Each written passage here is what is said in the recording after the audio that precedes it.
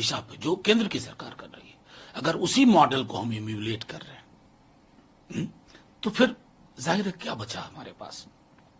कल को किसी की सरकार बनेगी, वो अपने पूर्ववर्ती मुख्यमंत्री को जेल भेजेगा। एक देश एक चुनाव की बात करने से पूर्व एक राज्य में एक चरण में चुनाव करा के दिखा दीजिए जाओ साहब। वो विजुअल्स देखने के बाद ना हर किसी को उसमें अपनी बेटी बहन ढूंढनी चाहिए।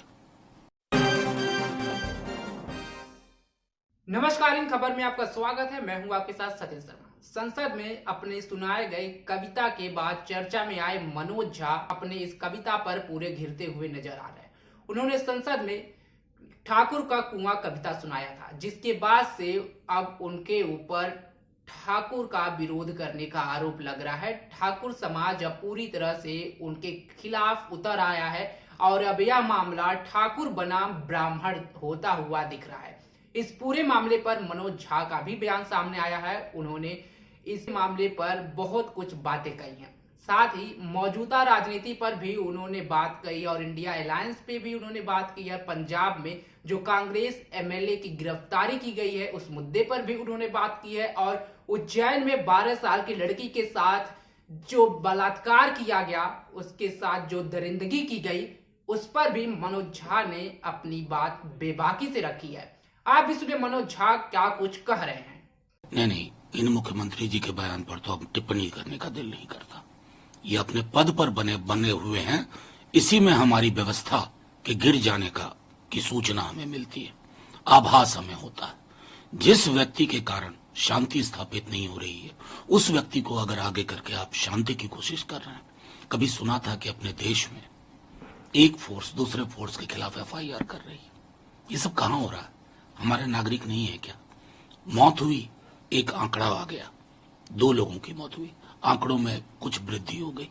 आंकड़े हैं क्या हमारे नागरिक? सोचना होगा। और प्रधानमंत्री जी की चुप्पी, मैं समझता हूं कि ये और भी हालात को मुश्किल से मुश्किल करती जा रही है। सर, एक देश एक चुनाव को लेकर के जो चर्चा जारी है, एक मीटिंग भी हो चुकी है जो कमीशन बनाई गई है। जस्टिस ऋतुराज अवस्थी, उनका ये कहना है कि अभी बहुत सारे तथ्य अभी जुटाने बाकी है, कुछ कार्य अभी बाकी है, उसके बाद ही हम किसी रिपोर्ट पर पहुंच पाएंगे। आपका क्या मानना है? मेरा तो मानना है कि इस तरह की कमेटी बनती ही है कि बीच बीच में खबर पैदा करते रहो, डाइग्रेशन होता रहे, लोग रोजी रोटी भूख के सवाल पर आपसे कोई सवाल ही ना करें, बेरोजगारी पे सवाल ना करें, आप सरकार मस्त रहा करे, सरकार को लगे हमने अपना काम कर दिया। एक देश एक चुनाव की बात करने से पूर्व एक राज्य में एक चरण में चुनाव करा के दिखा दीजिए जाओ साहब, फिर बात होगी। सर, एक सवाल है ना, फिर से ना, वो सामाजिक व्यवस्था और महिला उत्पीड़न को लेकर के 12 साल की बच्ची उज्जैन, जो कि उस शहर को महाकाल के नाम से जाना जाता है, वहां पर 12 साल की बच्ची के साथ रेप होता है। 8 घंटे तक वो सहायता के लिए इधर उधर भटकती है, कई लोगों से मिलती है, 2.5 किलोमीटर पैदल चलती है उसी अवस्था में, लेकिन उसे मदद नहीं मिल पाती है। लास्ट में वो बेहोश होकर के गिर जाती है। सवाल मेरा ये है कि ये किस पर सवाल किया जाए, सामाजिक व्यवस्था पर या राजनीति? नहीं, दोनों एक दूसरे से विलग नहीं, दोनों एक दूसरे से विलग नहीं। वो विजुअल्स देखने के बाद ना हर किसी को उसमें अपनी बेटी बहन ढूंढनी चाहिए। हमने ये करना बंद कर दिया। किसी के साथ कुछ होता है, चाहे मणिपुर में हो, हम सोचते हैं वहां हो रहा है। ये उज्जैन में हुआ, अरे उज्जैन में हुआ, दस्तक आपके घर पे है, मेरे घर पे है। मेरे लिए बड़ा आसान था कि मैं मुख्यमंत्री को कटघरे में खड़ा कर दूं।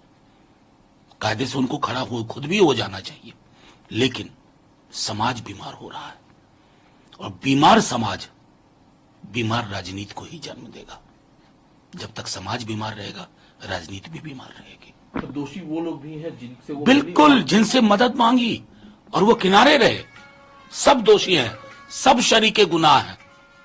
उस बच्ची का गुनाहगार सिर्फ रेपिस्ट नहीं है, उस बच्ची के गुनाहगार हम सब हैं। सर, एक आखिरी सवाल है, क्योंकि एजेंसीज के दुरुपयोग पर बार बार सवाल उठता है, लेकिन पंजाब पुलिस ने 2015 का एक मामला है, उसमें कांग्रेस के नेता सुखपाल सिंह खैरा को एनडीपीएस एक्ट के तहत गिरफ्तार किया है। क्या कहना है आपका?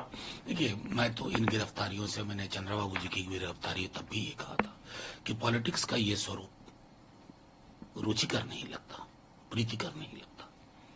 अनुसंधान की एजेंसीज अगर डायरेक्शन पे काम करने लगे, दिशा पे जो केंद्र की सरकार कर रही है, अगर उसी मॉडल को हम इम्यूलेट कर रहे हैं तो फिर जाहिर है क्या बचा हमारे पास? कल को किसी की सरकार बनेगी, वो अपने पूर्ववर्ती मुख्यमंत्री को जेल भेजेगा। ये एक वाइब्रेंट जिंदा लोकतंत्र का मैं समझता हूं कि